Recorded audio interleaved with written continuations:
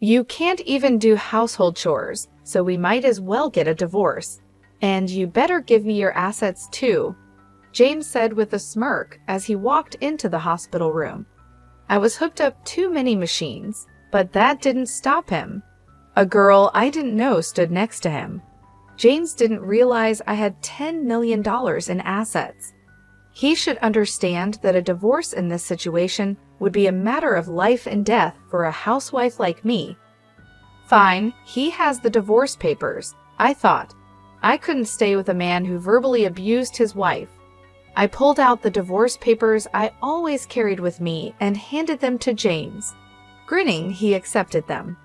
Now I can say goodbye to you. I'll be happy with her, so don't worry. Right, Patricia? James said, wrapping his arm around the girl's waist. Her name was Patricia Heaton.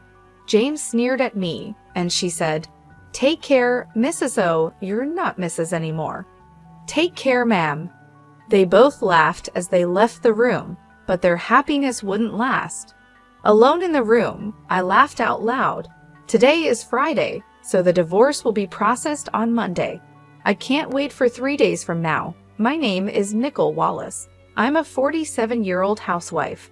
My family runs a regular farm. I don't have any special skills, but I'm proud of my vast cooking repertoire. My husband James is the same age as me, and we were college classmates. We both came to Florida from the countryside. Since we both lived alone, I used to cook various dishes for James using the vegetables and rice sent from my family. People often said I captured his heart through his stomach, and I knew it was true. James has always been incapable of doing any household chores. I've been taking care of him since we started dating and after we got married. I continued to handle all the household tasks. Sadly, we didn't have children, but we enjoyed our life together as a couple. We both loved to eat, and on James's days off, we'd often go on drives to enjoy delicious food. When we first got married, James was kind, but after about 5 years, he became controlling. He never hit me, but his remarks became harsh, often saying, "Whose money do you think we're living on?" Those words hurt, but I didn't have the energy to fight back, assuming he wouldn't listen anyway. Being a full-time housewife made me feel inferior, and I couldn't stand up to him. James joined a well-known company after graduating from university, but quit after about 6 years. He quickly found new jobs but would resign from them after short periods. Because of this, our income was unstable. We managed by looking for money-saving tips, but often struggled with our finances. However, at the company he'd been with for the past 3 years, he seemed to get along with his colleagues. I had faint hopes he might stay there for a long time. Then one day, James came home earlier than usual. "I'm home. I quit my job," he said. "What again?" I said, surprised. James' eyebrows twitched. I stopped cooking and rushed over to him. "I'm sorry, I was just shocked." "No, welcome back, and you're criticizing what I do?" "You've become quite bold," James said. His words made me freeze. James was in a very bad mood, and if I said the wrong thing, it could get worse. "I'm sorry," I said. "As long as you understand," he replied, somewhat placated. He sat on the sofa and turned on the TV. I quietly placed a beer and a glass on the table. "Do you want dinner or a bath?" I asked. "Food and alcohol," he replied. To avoid upsetting James, I played the role of a submissive wife. I once had a strong sense of self, but after 16 years of marriage to James, since the age of 30, I rarely showed my true self. After eating and drinking to his heart's content, James fell asleep, snoring on the sofa. The table was a mess, like a child had eaten there. I cleaned up the fallen beer bottles and food scraps on the floor. It wasn't supposed to be like this. Recalling my dreams of a happy married life from my girlhood days, my true feelings slipped out. I glanced at James suddenly, but he showed no signs of waking. Relief washed over me, but I also felt dread about continuing this life. Maybe I should consider divorce. I started planning my schedule for the next day, determined to face the issues I had been avoiding. The next day, James started visiting the employment office and quickly secured another job. While he was job hunting, I went to the city office and signed divorce papers. I wasn't ready to submit them, but having them felt like a kind of protection. I hid the signed divorce papers at the bottom of my bag. If James found them, who knows what he might say or do. "Hey, where did you go while I was job hunting?" he asked. "I went to the stationery store to buy some resumes." "Look, I thought you might need them," I said, trying to sound normal. James, who got home before I did, initially interrogated me suspiciously but quickly cheered up. I handed him the resumes I had bought earlier. After receiving them, James said he was going out for drinks with a friend and left. James's new job was at a reputable company with a solid salary and better benefits than any job he'd had before. When he got promoted after working there for about 2 years, he celebrated with a drink. I secretly hoped that maybe this time he would work there until retirement. James's department seemed to be in sales, and he started to leave home more frequently for evening events. I enjoyed my brief moments of freedom and gathered energy to greet James with a smile when he returned. One day, I received a call from my mother. After a long time, hearing her excited story took me by surprise. $10 million? I asked, stunned. "Yes, 10 million. You know the mountains and lands we owned? We don't need them anymore. We had them appraised, and they are worth 15 million.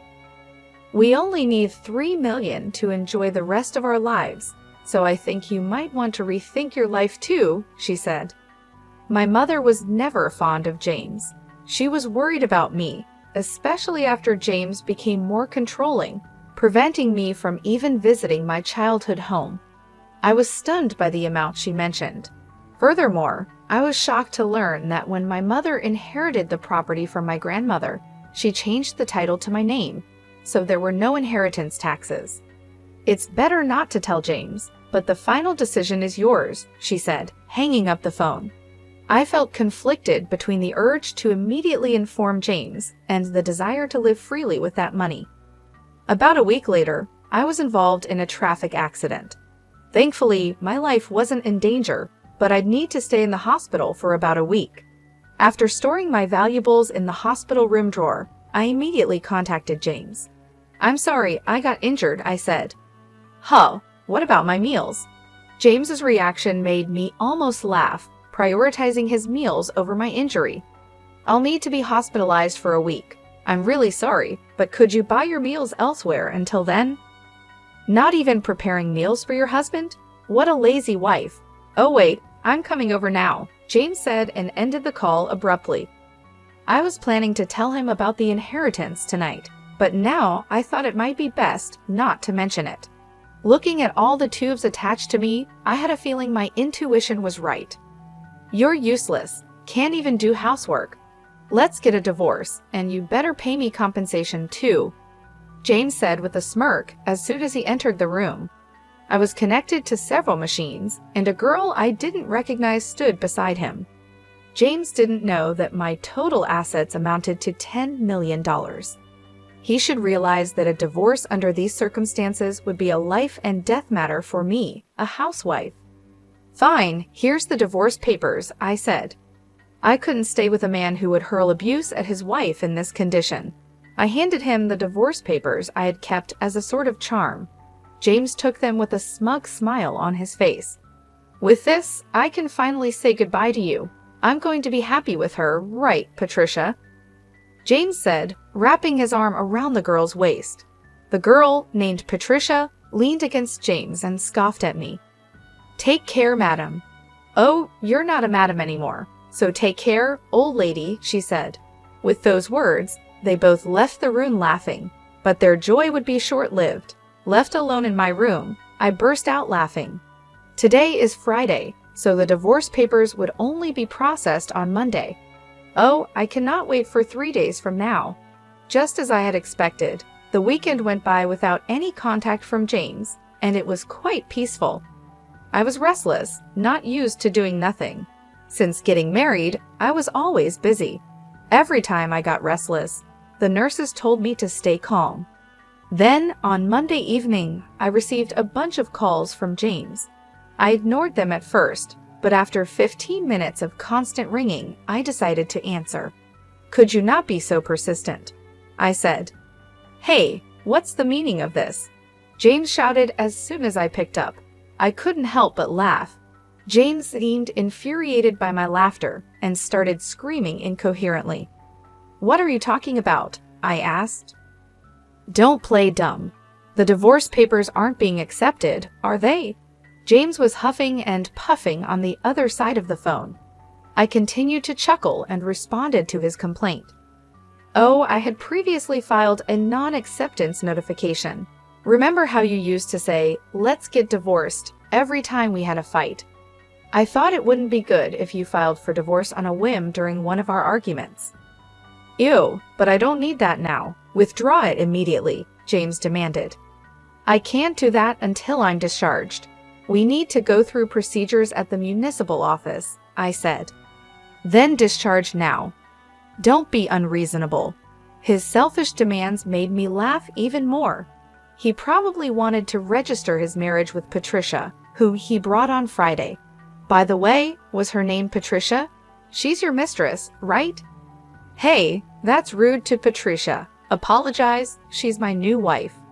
We're not divorced yet, so she's technically your mistress, isn't she? I responded calmly. James made a weird groaning sound. I decided to hit him where it hurt the most. By the way, you'll hear from my lawyer about the division of property. That's right, property. Including this trouble, you better share properly. I'm not sure why he misunderstood, but James suddenly sounded in high spirits. After all, the responsible party has to pay the compensation. I had always done my household chores diligently, and of course, I had never cheated on him. It's clear as day that James is the responsible party. What are you misunderstanding? You're the one who has to give me the assets, James responded, genuinely confused. He likely believed that by not taking care of him while I was hospitalized, I would truly be at fault. Even in my parents' time, one wouldn't be deemed at fault for such a reason. I bitterly thought this as I listened to his rant. I explained to him patiently, "What fault of mine are you talking about? Just so you know, not being able to do housework because I'm in the hospital doesn't make me at fault. You've abandoned taking care of me. If you were a child, it would be considered neglect, but you're an adult and should be able to take care of yourself. That's why it doesn't make me at fault." If I say you're at fault, then you're at fault, James insisted. Even a judge would be shocked by his baffling logic. I pictured myself facepalming. Did he really think such childish reasoning would work? Don't you know what's legally defined as grounds for fault? Being at fault means things like infidelity, like having another woman despite having a wife. That's why Patricia is my new wife, and you're no longer of any use to me. So it doesn't apply, right? What are you talking about? Since you were dating her behind my back, it's clearly cheating, I said. James still didn't seem to understand. He was set on believing he was right. Either way, please communicate through a lawyer from now on. Goodbye? Hey, Nicole, he shouted, but I hung up the phone without listening to his protests. He called multiple times, but when I ignored him, he eventually gave up and went silent. I was relieved, but the next day, another headache-inducing event occurred. Feeling frustrated by the non-stop ringing from 9 in the morning, I pressed the call button. On the other end, James was complaining at me like a machine gun. At first, I wasn't sure what he was saying, but piecing it together, it seemed he was complaining about not being able to withdraw money from a bank account. If it's a joint account, James should be able to withdraw without any issue. But if not, I recalled the bank cards and passbooks I had left at home and asked, "Were you trying to take money from my account by any chance?" Exactly. You're still in the hospital, and I was going to take the money into account, but the card won't work. James rumbled on with his unreasonable argument. It seemed he didn't understand what I said yesterday. When I was scheduled to be hospitalized for a week, I had called the bank and requested they prevent withdrawals until I was discharged. I could handle it personally after being discharged. It was to prevent James, who was reckless with money, from depleting my savings while I was in the hospital. My decision was proven right. It's unthinkable to try to withdraw money from the account of an ex-wife you've divorced. However, James didn't see anything wrong with it and asked me to make a withdrawal immediately. What are you talking about? We are practically strangers now. Why would I do as you say? I replied. You and my life haven't changed even if we're getting divorced. Act like a proper wife and listen to me, James insisted. We are not legally divorced yet, but we are already strangers. Got it? Unfortunately, I don't have money to give to strangers, I said. James was shocked since I had never resisted him this much before, but he quickly became assertive again. Just do as I say. Send the money now. Pay the compensation for not doing housework, he demanded. Even though he was academically capable when we first met, he seemed to lack common sense. 18 years into our marriage, it was clear I had made a poor choice in a partner. James seemed frustrated that I wasn't giving in. He likely had exhausted his cash on hand and probably dipped into the living expenses I had left at home and from our shared account. I spoke to James as if I was talking to a small child. Listen, I'm no longer your submissive wife. We'll settle the property division through a lawyer later on. What? You're so insolent. I'm coming over right now. Just wait, James said, hanging up the phone. I didn't mind if he came to the hospital, but I had already asked the nurse's station not to let anyone in except for my parents, so it was unlikely he'd make it to my room. James really did come to the hospital, but as expected, he was stopped at the nurse's station. My phone kept ringing, but after ignoring it for a while, it switched to messages, and my screen was flooded with notifications. I saved all of them as evidence and contacted my lawyer. After a while, it seemed the lawyer had gotten in touch with James as the messages stopped coming in. I thought it was the end, but my hopes were about to be dashed. There's a visitor named Julia. Would you like to see her? Julia, please let her in. Julia was a friend who shared my hobbies back then. When I was single, Julia and I became close after she responded to my posts on social media, where I shared my dining experiences. We discovered we lived nearby and often went out to eat together. After getting married, I couldn't dine out as much to save money, but we kept in touch by regularly meeting for tea and chats. Nicole, are you okay from the injury? Julia asked as soon as she entered the room. Yes, I'm feeling much better now. Thank you, I replied. Julia's immediate concern warmed my heart. I realized that since my hospitalization, aside from my parents and the hospital staff, no one had shown concern for me. Hey, Nicole, things are tough for you right now, aren't they? Julia asked. Huh? Why? I hadn't told anyone about my situation other than my parents. I wondered how Julia knew and asked her, intrigued. Julia then said something shocking. You know Patricia, the young girl, right? She's having an affair with your husband, isn't she? What? How do you know about that? Wait, you know her?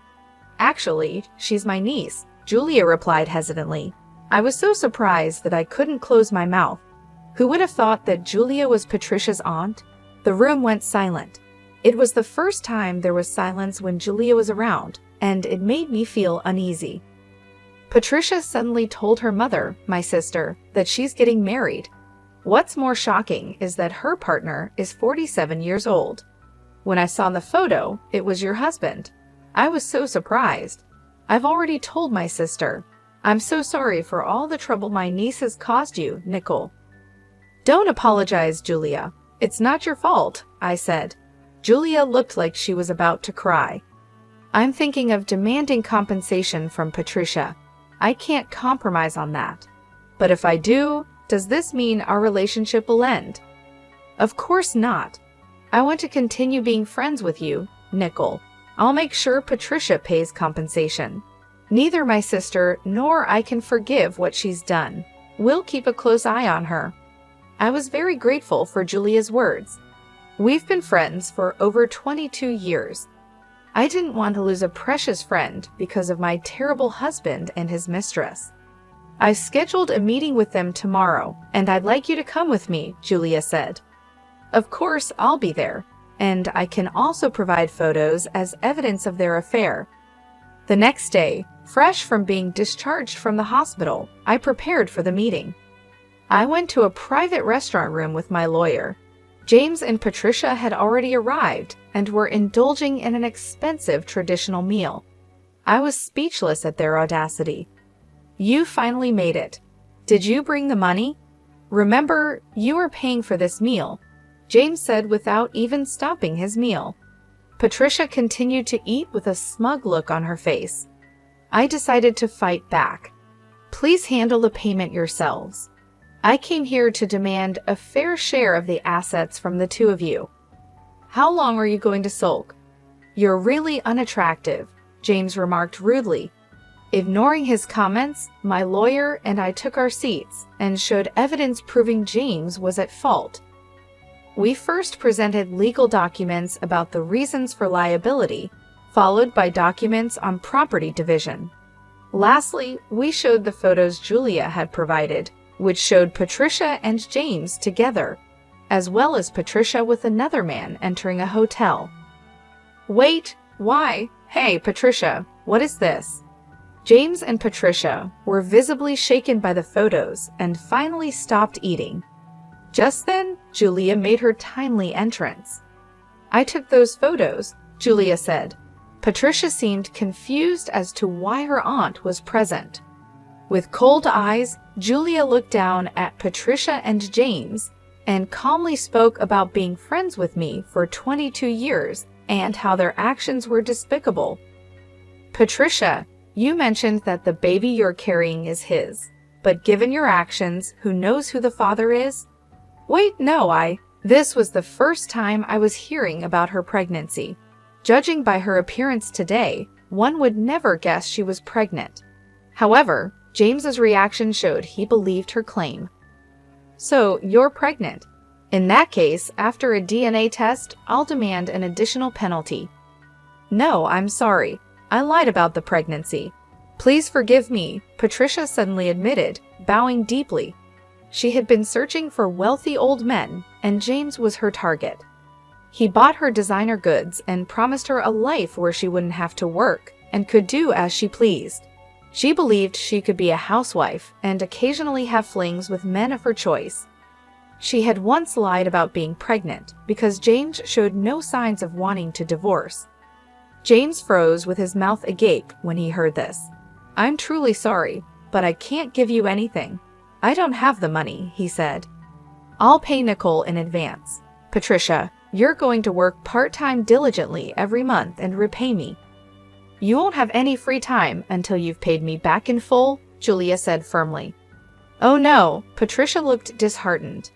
Julia mentioned she would bring Patricia back later for another apology and took her out of the restaurant. James, in shock the entire time, seemed to snap back to reality and approached me in a flattering tone. Look, it seems I was deceived. I can't live without you, Nicole, right? We still have the divorce papers here. Can we start over? You've always been a housewife, so you can't possibly work now, can you? He pleaded. I listened to James's pleas with a cold gaze, none of which moved me. I waited for him to finish before answering with a smile. I can live just fine without you. I'll be taking the divorce papers and filing them shortly. Also, I never mentioned this, but my personal net worth is currently around $10 million, so I can live comfortably without working for the rest of my life. Rest assured. 10 million? Why did you keep such a fortune a secret? James asked, shocked. I was about to tell you when you started making a fuss about divorce. This money is my personal inheritance, so it doesn't count towards marital assets. It has nothing to do with you, I replied. James looked at me with utter despair. My lawyer quickly produced some documents and a pen for James to sign. The lawyer and I then left and immediately filed for divorce, ending our almost 22-year marriage. Later, Patricia transferred some money to my account. According to Julia, Upon learning of this incident, Patricia's mother was furious. She made Patricia take a leave from university and work nonstop at a relative's inn until she paid the compensation. James, on the other hand, was disowned by his in-laws after they learned about the divorce. He was told he wouldn't receive any assistance, so he reluctantly took out a loan and paid me in one lump sum. Furthermore, it was revealed that he had been with Patricia at a hotel during work hours. He was fired from his job and is now juggling multiple construction jobs to repay his debts. As for me, even after receiving such a large sum, I didn't know what to spend it on, so I donated half to charity. I then moved to the countryside with the remaining money and am now enjoying a luxurious single life. I've continued my friendship with Julia. On our days off, we go on food tours and short trips. We both plan to stay single, so I suggested maybe we should share a room. Initially hesitant, Julia agreed when I mentioned we could share deliveries and she could join my meals. Moving preparations started the following week. As I packed up my old life, I felt a sense of excitement and anticipation for the new chapter ahead. The thought of living true to myself, free from the chains of a toxic marriage, filled me with joy. Julia and I found a beautiful house in the countryside. It was spacious and surrounded by lush greenery. We both loved the tranquility it offered, a stark contrast to the chaos and stress of city life. We set up a cozy living space, complete with a kitchen where we could continue our culinary adventures. As we settled into our new home, our days were filled with laughter and good food. We explored local markets, tried new recipes, and even started a small vegetable garden. The simplicity of our routine brought immense satisfaction. Julia and I grew even closer, sharing not just our home, but also our dreams and plans for the future. Despite the hardships I faced, I realized that my life had taken a turn for the better. The toxic relationship with James was a thing of the past, and I had found a true friend in Julia. Together, we built a life filled with love, respect, and mutual support. One sunny afternoon, as Julia and I enjoyed a picnic in our garden, I reflected on my journey. I had gone from feeling trapped and undervalued to experiencing freedom and contentment. I had discovered strength I didn't know I possessed and learned the importance of standing up for myself. The lessons I learned during my marriage and the subsequent divorce were invaluable. They taught me resilience and the importance of self-worth. I realized that happiness comes from within and that surrounding yourself with supportive people makes all the difference. Julia and I often talked about our future plans. We dreamed of traveling, exploring new cuisines, and perhaps starting a small business together. The possibilities seemed endless, and for the first time in a long while, I felt truly optimistic about the future. Life in the countryside was peaceful and fulfilling. The fresh air, the sound of birds, and the beauty of nature provided a perfect backdrop for our new beginning. I had found a sense of purpose and joy in the simple things, and it was a feeling I cherished deeply. As the days turned into weeks and then months, Julia and I continued to thrive. Our bond grew stronger, and our friendship became the foundation of our happiness. We supported each other through thick and thin, always knowing that we had someone to rely on. Looking back, I realized that leaving James was the best decision I ever made. It allowed me to rediscover myself and build a life filled with love, laughter, and true companionship. Julia and I had created a haven where we could be ourselves, free from judgment and filled with joy. In the end, I learned that life's challenges often lead to unexpected blessings. My journey taught me the importance of self-respect, the power of friendship, and the beauty of living authentically. I was excited for the future, knowing that with Julia by my side, anything was possible. I was determined to live my life joyfully and true to myself from now on.